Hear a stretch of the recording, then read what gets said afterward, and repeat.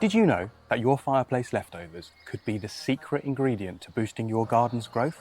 Stick around to discover how a simple sprinkle of wood ash can transform your garden plants. Hello and welcome back, gardeners. Not a lot of gardeners like to admit this, but I used to struggle with blossom end rot. I would spend weeks starting my tomato and pepper seeds early and nurturing them like they were newborns, only to plant them out, watch them set fruit, and that fruit turn into a rotten mess. Yeah, blossom end rot would set in. I tried the usual suggestions, like eggshells, bone meal, but by that time, it was already too late. Anyone that's experienced this will know exactly how disheartening this is when it happens. Then, by chance, I came across a video showing a way to use wood ash in the garden. And since then, it's become a staple homemade fertilizer that I use all year round to keep my soil nutrient dense and plants healthy, which changed everything. Today, we're going to explore an age-old gardening technique, using wood ash as a fertilizer. The benefits of this material may surprise you, and it's not as complicated as you might think. First, let's dive into why wood ash can be a wonderful addition to your garden soil. Wood ash contains essential nutrients such as calcium, potassium, and magnesium, which greatly enhance soil fertility and structure. One of the key elements, potassium or potash, helps with plant root, flower, and fruit development.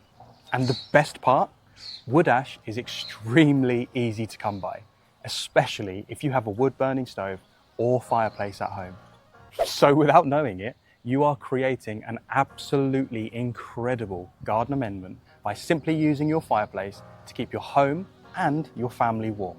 If you don't have one, there's a good chance that you know someone who does and would be more than willing to share this valuable gardening resource with you. It's a case of asking.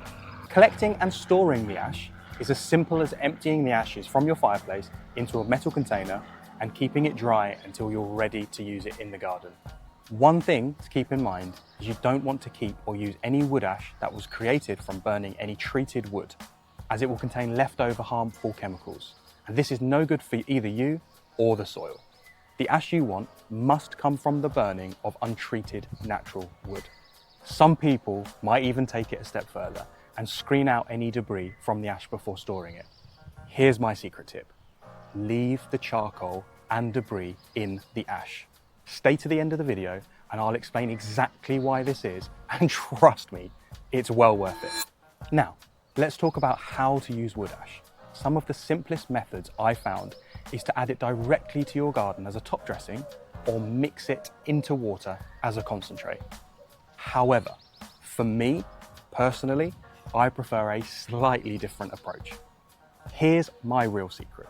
The easiest and most effective way I've found is to combine half a cup of wood ash into a watering can filled with 10 litres of water. Super simple. The only thing to be mindful of is when you're adding the wood ash to your watering can is not to use a watering can rose, as it will easily become clogged with the debris. A direct pour is more efficient and practical. It saves time and the aggravation of having to constantly clean out filters. I've done it. It's a nightmare. Most recommend to avoid using wood ash on acid-loving plants like blueberries and rhododendrons because it can raise soil pH and harm these types of plants. This is technically true if using wood ash in vast quantities. However, I use it all over my garden and haven't noticed any negative impact on any of the plants in the garden. The key here is a little and often approach.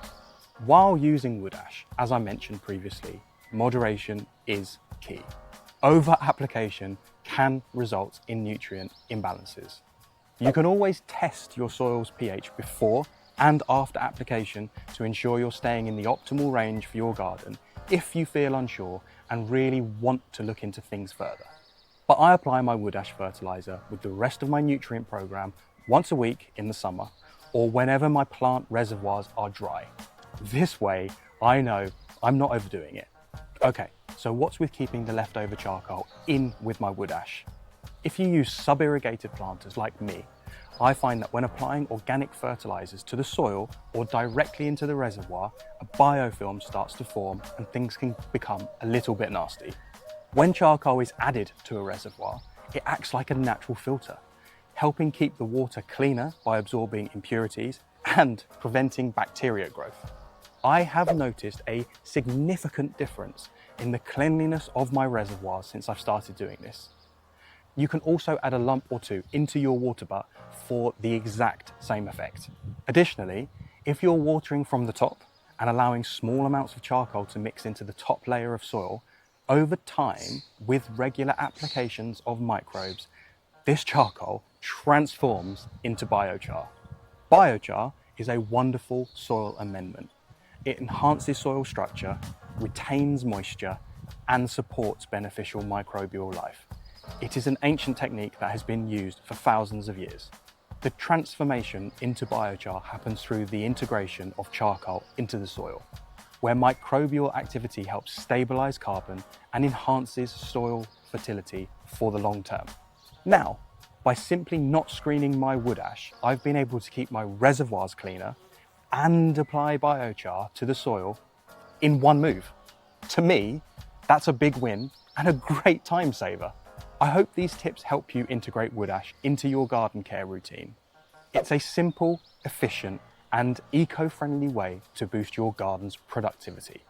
As always, I appreciate you taking the time to watch my videos, and I look forward to hearing about your experiences or questions in the comments below. Feel free to share your results or any tips you might have in the comments below as well. Thank you for joining me today, gardeners, and I'll see you in the next video.